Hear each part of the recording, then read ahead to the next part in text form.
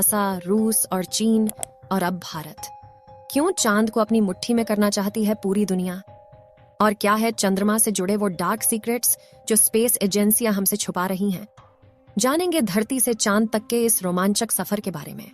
दोस्तों, भारत के चंद्रयान 3 ने का विक्रम लैंडर चांद की सतह पर सॉफ्ट लैंडिंग करेगा। वहीं रूस का लूना 25 भी चांद की तरफ रवाना हो गया है, जबकि साल 2024 में नासा भी अपने आर्टेमिस प्रोग्राम के तहत एक बार फिर वैज्ञानिकों को यानी एस्ट्रोनॉट्स को चांद पर भेजने वाला है। और चीन भी जल्द ही एक और मून मिशन करने वाला है। लेकिन अब सवाल आता है कि इन सभी देशों को चांद पर ऐसा क्या दिख गया जो चारों ओर चांद पर पहले पहुंचने की होड़ मची हुई है? और चांद से जुड़े ऐसे कौन से रहस्य हैं जिनसे से पर्दा उठाते ही हमारा चांद को देखने का नजरिया ही बदल जाएगा? जानेंगे पृथ्वी से चांद तक के इस रोमांचक सफर की कुछ खास बातें। तो जल्दी से अपनी कुर्सी की पेटी बांध लीजिए और पूरा वीडियो जरूर देखिए। दोस्तों, चांद हमारी पृथ्वी से 3,84,400 किलोमीटर दूर है और अगर हम सीधा रास्ता पकड़ते हैं तो इसी के आसपास डिस्टेंस में ही हम चांद की सतह पर पहुंच जाएंगे। जबकि भारत के चंद्रयान 3 के रास्ते से हमें चांद पर पहुंचने में 42 दिन लगेंगे, क्योंकि चंद्रयान 3 ने चंद्रमा की तरफ जाने का अंडाकार रास्ता चुना है, जिसमें वो पहले पृथ्वी के चक्कर लगाकर चांद की ओर एक लंबे रूट से बढ़ेगा और फिर चांद के चक्कर लगाकर लैंडिंग करेगा। हालांकि यह रास्ता काफी किफायती तो है, लेकिन इसमें हमें एस्ट्रोनॉट के लिए बहुत खाना, ऑक्सीजन और पानी की जरूरत पड़ेगी, जिसे स्टोर करने के लिए बड़ा स्पेसक्राफ्ट चाहिए होगा। और इस रास्ते से जाने पर 30 लाख किलोमीटर की दूरी तय करके हम काफी थक भी जाएंगे। इसलिए चलिए हम अमेरिका और रूस वाले सीधे रास्ते से ही चांद की तरफ चलते हैं। और इस रास्ते से हमें चांद पर पहुंचने में 4 से 5 दिन लगेंगे। जब स्पेसक्राफ्ट का लैंडर आपको चांद पर उतारेगा तो बाहर आने के लिए आपको सबसे पहले अपना स्पेस सूट पहनना होगा, क्योंकि चांद पर काफी पतला वातावरण है और इसमें ऑक्सीजन मौजूद नहीं है। इसी वजह से सांस लेने के लिए आपको स्पेस सूट के पीछे लगे ऑक्सीजन सिलेंडर का सहारा लेना होगा। स्पेस सूट पहनने के बाद जब आप चांद की सतह पर कदम रखेंगे तो खुद को काफी हल्का महसूस करेंगे। दरअसल चंद्रमा का गुरुत्वाकर्षण पृथ्वी से 6 गुना कम है, इसलिए अगर पृथ्वी पर आपका वजन 60 किलोग्राम है तो चांद पर यह सिर्फ 10 किलोग्राम हो जाएगा। इसी वजह से पहली बार चांद पर कदम रखते ही शुरुआत में आपका बैलेंस बिगड़ेगा और आप चलने के बजाय उछलते हुए नीचे भी गिर सकते हैं। इसलिए चांद की सतह पर संभल कर कदम रखना जरूरी है।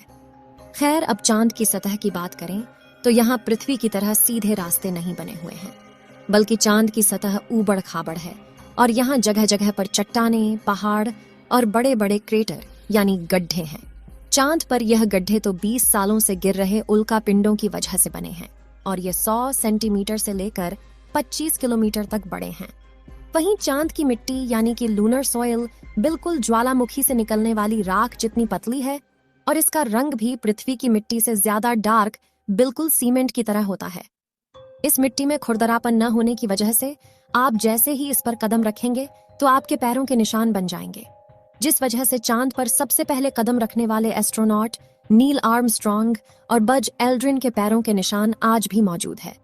अब चांद की खूबसूरत जमीन देखने के बाद साथियों, आप अपनी नजरें जब ऊपर की तरफ करेंगे तो आपको हमारी पृथ्वी भी दिखाई देगी। जैसे पृथ्वी पर चांद का उदय होता है, वैसे ही चांद पर भी पृथ्वी का उदय होता है। बस फर्क इतना है कि पृथ्वी से देखने पर चांद काफी छोटा लगता है और चांद से देखने पर पृथ्वी बहुत बड़ी दिखाई देती है। और यहाँ से धरती की खूबसूरती देखकर आप खुश हो जाओगे। अब अगर आप चांद के उत्तरी ध्रुव पर लैंड करोगे तो आपको अपने आसपास भूतकाल में फैले हुए स्पेस मिशन के स्पेसक्राफ्ट और सैटेलाइट के टुकड़ों के साथ प्लास्टिक बैग में भरा हुआ कूड़ा भी दिखेगा। ये कूड़ा नासा के उन 12 एस्ट्रोनॉट्स ने फेंका है जो चांद पर जा पाए। दरअसल इन बैग्स में इनका मलमूत्र और खाने के रैपर्स और बिस्किट है। वहीं अगर आप चांद के दक्षिणी ध्रुव पर उस जगह उतरते हैं जहां 4 साल पहले चंद्रयान 2 क्रैश लैंड होकर गिरा था, तो वो आज भी आपको उतनी बुरी कंडीशन में ही मिलेगा, क्योंकि क्रैश लैंड होने के बाद न तो वह बारिश और न ही तूफानी बवंडर से रूबरू हुआ है। इसलिए अगर आप उसे अपने स्पेस क्राफ्ट में फिट करके पृथ्वी पर वापस ले आए तो उसे ठीक करके वापस भेजा जा सकता है। दोस्तों, आप यह तो जानते ही होंगे कि स्पेस के सभी ऑब्जेक्ट्स पर अचानक उल्का पिंडों की बारिश हो जाती है। यह तो अच्छा है कि पृथ्वी की मैग्नेटिक फील्ड इन उल्का पिंडों को या तो साइड में धकेल देती है या फिर ग्रेविटी और एटमॉस्फेयर इसे धरती तक पहुंचने के पहले ही जलाकर राख कर देते हैं। लेकिन चांद की मैग्नेटिक फील्ड पृथ्वी के मुकाबले काफी कमजोर है। इसकी ग्रेविटी भी कम है और यहाँ घना वातावरण भी मौजूद नहीं है। इसी वजह से चांद पर लगातार उल्का पिंडों की बारिश होती रहती है। ऐसे में कोई भी उल्का पिंड गिरकर आपको पल भर में मौत के घाट उतार सकता है। इसलिए आपको उल्का पिंडों पर नजर लगाए बैठे कमांड सेंटर के वैज्ञानिकों से लगातार संपर्क बनाए रखना होगा। अब अगर आप सोच रहे हैं कि आप अपने किसी दोस्त या फिर लाइफ पार्टनर को चांद पर साथ लेकर जाकर गप्पे लड़ाते हुए अपने मून मिशन पर काम करें, तो आपको बता दें कि ऐसा मुमकिन नहीं है, क्योंकि चांद पर वातावरण न होने की वजह से साउंड वेव चल नहीं पाते। यानी कि अगर आप अपने साथी को कुछ बोलेंगे तो वह आपके होंठ हिलते हुए तो देखेगा, लेकिन आपकी आवाज नहीं सुन पाएगा।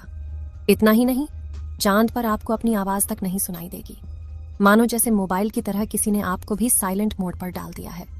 हालांकि एस्ट्रोनॉट चांद पर एक दृश्य स्पेस सूट पहनते हैं जिसमें साउंड पुश करवाने के लिए नाइट्रोजन और ऑक्सीजन की मदद से कृत्रिम वायुमंडल बनाया जाता है। साथ ही इन्हें एक माइक्रोफोन वाली हेडफोन पहनाई जाती है, जिसके जरिए यह अपने साथी और कमांड सेंटर की आवाज सुन सके और जवाब भी दे सकें।